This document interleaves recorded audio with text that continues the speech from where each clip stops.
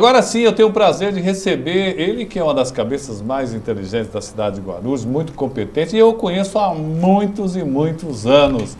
O nosso amigo que está saindo numa disputa aí para tentar conquistar uma cadeira na LESP. Reginaldo Sena, seja bem-vindo. Obrigado pela oportunidade. Só uma correção, é cadeira no deputado federal. Federal, desculpa. É, federal, desculpa. Gratidão. Estou com a LESP na cabeça. Não tem problema. Gratidão por me receber. Você sabe que eu tenho um carinho. É um congresso nacional, com certeza. Você sabe que eu tenho um carinho muito especial por ti, né? Você é um cara de um coração extraordinário. Gratidão por estar aqui, a você e ao público dessa cidade extraordinária. Reginaldo Sena, advogado. Sou advogado. E ele sempre tratou com muito carinho a questão do direito do consumidor também. Ele fez muitos trabalhos super importantes. E da mesma forma, eu acho ele um cara, não é porque ele está na minha frente não, senão eu também falaria, porque eu sou amigo dele, ele é uma boa opção para a gente mandar para Brasília, porque não adianta o cara só ser legal e ser seu amigo. Para fazer uma função, tem que saber o que vai fazer, tem que ter competência. Eu acredito que você tenha para ser um deputado federal. Aí a gente parte por uma discussão, o Samuel, que acho que é muito importante, que é a capacidade que a gente precisa ter de se indignar com a dor alheia. Perfeito. Entende isso? É o sentimento que a gente precisa ter. E eu, como um nordestino, que cheguei aqui em São Paulo em 1983, sem nenhuma condição de vida, sem nenhuma expectativa e perspectiva, quando desço nessa cidade de Guarulhos, que estou aqui, portanto, há 40 anos, eu comecei a construir a minha história aqui. Quer dizer, passei por dificuldades extremas, desde a terra de onde eu cheguei, chegando com a minha mãe aqui. E eu me lembro que quando chego em São Paulo, em 1º de janeiro de 1983, que eu desço na rodoviária do Tietê, e eu venho para uma tia aqui em Guarulhos. Imagina, Guarulhos, para mim São Paulo era algo inatingível? Era um mundo distante. Eu lembro que eu mandei uma carta para minha tia, eu moleque com 20 anos, né, 18, 19, 20 anos ali, dizia: minha tia, eu quero ir para São Paulo. E São Paulo eu acredito que eu vou vencer na vida. E aí, meu irmão, quando eu chego aqui, sem nenhuma expectativa nenhuma, eu passo no ônibus com a minha mãe, em frente à Universidade de Guarulhos, e eu disse para minha mãe assim: eu ainda vou estudar aí.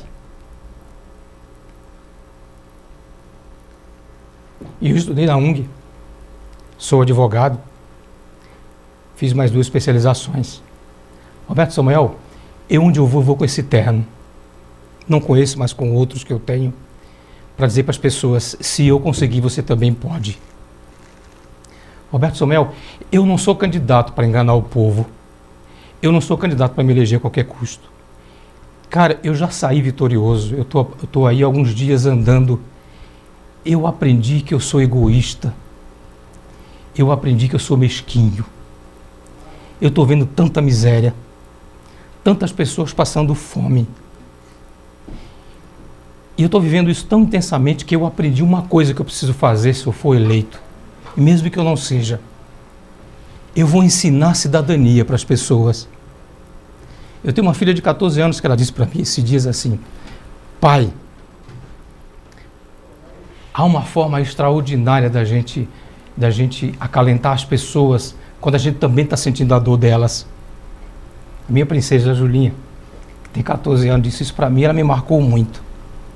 Pai, a gente só conforta alguém quando a gente sente a dor.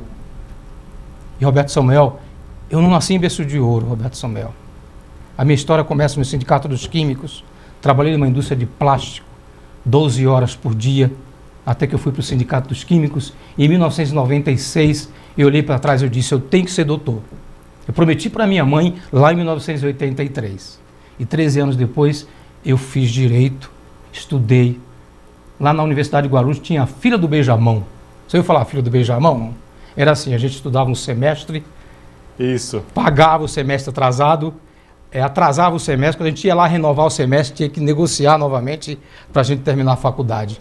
E foi assim que a gente terminou a faculdade, e pagando aquilo. Então, a partir dali, em que eu, formado em Direito, o único da família até essa condição e este benefício, eu tenho uma gratidão pela vida. mas algo que me choca profundamente quando eu vejo a situação das pessoas que estão vivendo.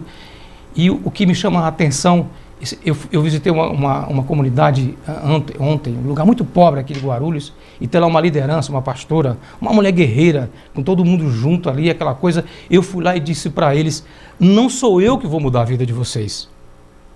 Eu não vivo aqui. O que vocês têm que fazer a partir de agora é lutar para eleger essa mulher daqui a 2 anos. É ela que vocês precisam ganhar, porque ela vive o dia a dia de vocês, ela sofre a consequência, porque, Samuel, as pessoas, salvo exceções naturalmente, estão vivendo a limitação da compreensão da realidade. O que é a limitação da compreensão da realidade? É quando eu vejo alguém agradecendo a um político por ter conseguido o medicamento. E eu digo para ele: mas é um direito seu ter o medicamento. É quando eu vejo alguém segurando uma receita médica ou um pedido médico, agradecendo ao político tal, porque o político conseguiu marcar uma consulta. É quando eu vejo alguém procurar um político para agradecer porque ele arrumou uma vaga num cemitério para enterrar um ente querido. Roberto Samuel, eu fico perguntando para as pessoas: sai desse limite de compreensão da realidade, isso é um direito seu. Mas, meu irmão, a impressão que eu tenho, e aí eu digo isso com muita tranquilidade, porque eu não estou nessa para ganhar a qualquer custo, porque eu já aprendi. Eu estou louco para chegar a 3 de outubro.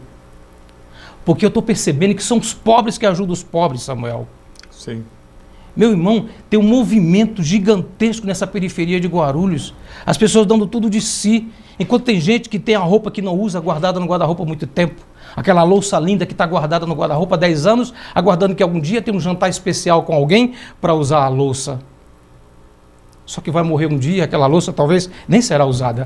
Tem gente que tem tanto dinheiro, vai morrer, o filho vai morrer e o dinheiro não vai acabar. É uma coisa, é um tesouro inútil. Mas aí é que eu pergunto, e essas pessoas estão indo pedir voto?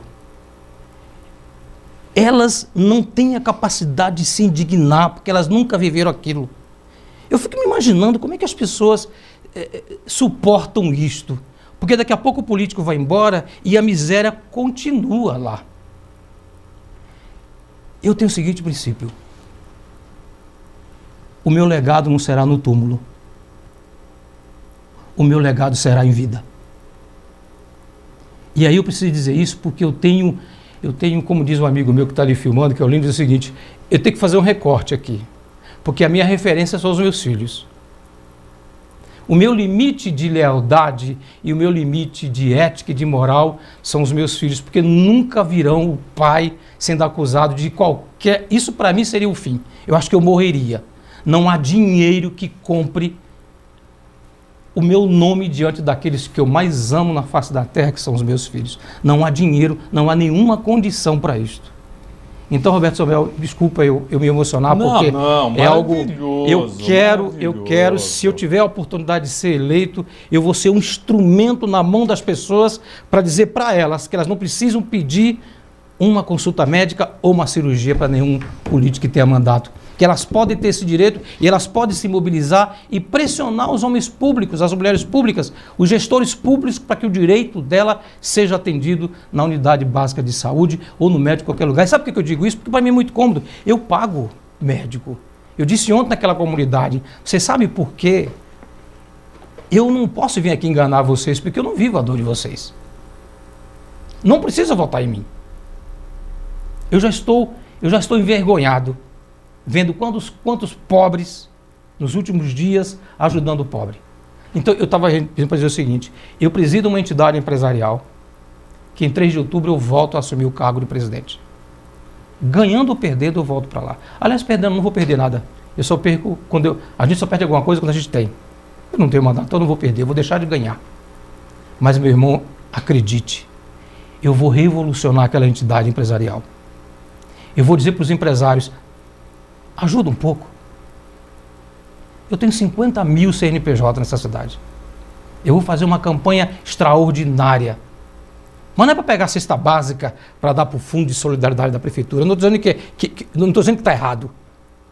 Eu quero fazer grande movimento para ir ajudar uma quantidade grande de pobres que estão ajudando os pobres que eu estou vendo. Em cada lugar que eu vou, eu saio lá com a minha equipe envergonhado. Digo, minha equipe, nossa, como eu estava numa bolha. Obrigado, campanha. Obrigado, campanha. Gratidão, porque eu já ganhei essa eleição. O pessoal fala muito em favela, fala muito em comunidade, fala em fome. Mas quando você fala isso atrás da tela do computador, você não sente mesmo na pele. Não. Quando você entra numa casa e que você vai lá o que tá acontecendo e comigo. abre a panela dela, abre a geladeira, você fala assim, meu Deus do céu. E essa pessoa, ela vai ter dificuldade, vai comer aquela comida que você talvez não comesse nunca. Roberto Somel, eu tô indo em alguns movimentos, e eu fechei isso com a minha equipe, que estão fazendo encontro de almoços coletivos e de juntada de cesta básica. E eu estou conhecendo várias lideranças e que estão me convidando. Eu disse, não vou. Eu não vou buscar voto de miserável. Eu não vou trocar voto por uma cesta básica. Eu não vou em nenhum movimento para que eu possa, de alguma forma, sair de lá com uma pseudo-felicidade ou uma energia sintética de amor ao próximo, quando na verdade é um mero disfarce para enganar o povo por uma cesta básica. Então eu não vou usar essa miséria para eu ganhar a eleição. Porque eu já disse, eu ganhei um presente nos últimos dias, que foi sair da bolha que eu vivia, para eu enxergar que lá fora tem um mundo, tem um subterrâneo social que está meio assim, enebrecido. Há uma neblina muito tênue entre essa baixada e aqui. Esses dias um amigo disse assim para mim, eu não sei onde é que estão os miseráveis. Por quê, meu irmão? Não existe. Porque você tem um jogo de futebol, os estádios lotam. Tem um grande show de R$1.000, o ingresso acaba no piscar de olhos. Eles não têm. As rodovias nos feriados lotam de carros. Eu disse, desce a neblina. Vai lá embaixo e veja os miseráveis. É algo absurdo o que está acontecendo ali. Artes Viva Diva. Roberto, estou gostando do que estou vendo e ouvindo. Olha, eu também estou achando maravilhoso o que ele está falando. Eu penso muito igual. Aliás, eu até convido vocês para lerem alguns textos meus, que está no livro Artigos de Quinta. E eu falo exatamente o que ele falou, é exatamente isso, sabe, pessoal? A gente não percebe a dor do outro, a gente não consegue enxergar.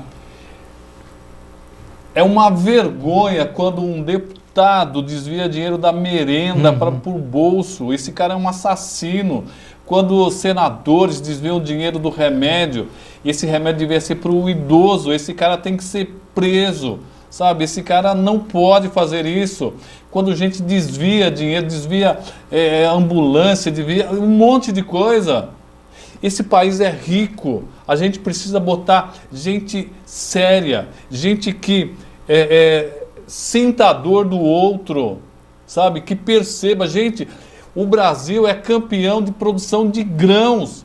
Nós somos campeões de produção de carne, de boi, de porco, galinha. E tem gente passando fome. Tem gente comendo osso. Aqui do nosso lado. Do nosso lado. É.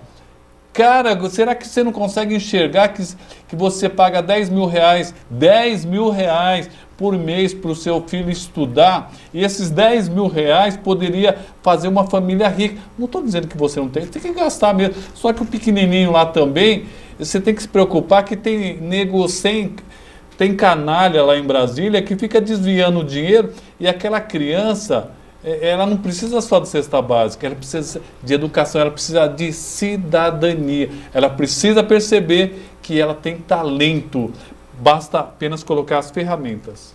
E olha, pessoas inteligentes, pessoas extraordinárias. Eu quero dizer, você sabe por que os políticos fazem isso? Porque eu tenho um conceito, eu tenho um valor sobre o que é propósito. Propósito, na minha visão, não é você comprar uma casa nova ou um carro novo. Propósito não é você arrumar um emprego novo. Propósito não é você abrir um negócio. Para mim, propósito é o que você faz. É a vida que você dá por quem você ama. Há uma diferença muito grande disto. Esse propósito faz com que você, como político, e eu serei este se eu for eleito, e aí eu volto de novo para o meu teto, que são os meus filhos, porque há um orgulho gigantesco que eles têm por mim, não há dinheiro, não há nenhum desvio de conduta de minha parte. Eu me imagino, quando eu imagino que um filho meu, numa escola ou em qualquer lugar, diga que ouviu tal coisa do pai que me deixaria desonesto, eu acho que eu tiraria a minha própria vida. Ou seja, os meus valores nunca estarão embasados em dinheiro, mas sim na honra que os meus filhos têm por mim. Eu acho que se isso me faz diferente, e aí se diz, eu estava conversando com um político de carreira, que ele olhou para mim e baixou a cabeça e deu uma risada, eu cheguei até ele, eu abracei ele e disse assim, antes que eu ouça o que você está pensando, eu vou dizer o que você está pensando. Ele olhou para mim, regalou o olho, diga, você deve estar dizendo, coitado, não deve passar de 1000 votos. Aí ele deu aquela risada, como se eu fosse um vidente, né? Mas eu não sou vidente. Eu apenas tinha certeza, porque é assim que o profissional político pensa. Aquele que não vai se indignar com a tua dor, que pode até levar uma cestinha básica para você, que pode até fazer um discurso, mas vai virar as costas e vai embora. Provavelmente o sapato que ele pisou no barro da tua rua, ele vai jogar fora. Sabe por quê? Porque ele briga e chega fila de sapato para trocar.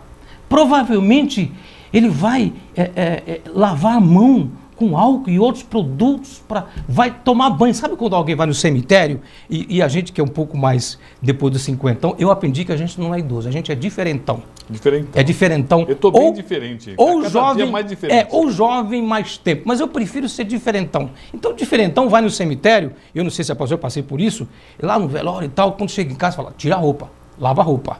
E agora com a pandemia, muito mais, né? Sim. Então, eu acho que esses ricos que estão indo na tua casa, que está visitando, tem uns ricos milionários aí que vão pedir voto, provavelmente, sabe o que ele faz com a roupa dele? Ele não lava, ele joga fora. Sim. Então é importante dizer o seguinte, nós precisamos ser cidadãos e cobrar os nossos direitos, porque não adianta a gente pensar em educação se os pais estão passando fome. Primeiro, precisamos resolver a questão do emprego. Não é para dar dinheiro de graça para os outros, não é isso. Sim, o Estado deve proteger quem precisa, mas quem não precisa deve criar facilidades e oportunidades para que os pais possam trabalhar e dar comida para os seus filhos. Esse é o primeiro passo. Olha, é maravilhoso ver um cara assim, né? Eu acho que é importante isso daí. Ter essa consciência de cidadania. Nosso país precisa construir cidadania. Aos poucos nós fomos desconstruindo a autoestima do nosso povo. Sim. Não é?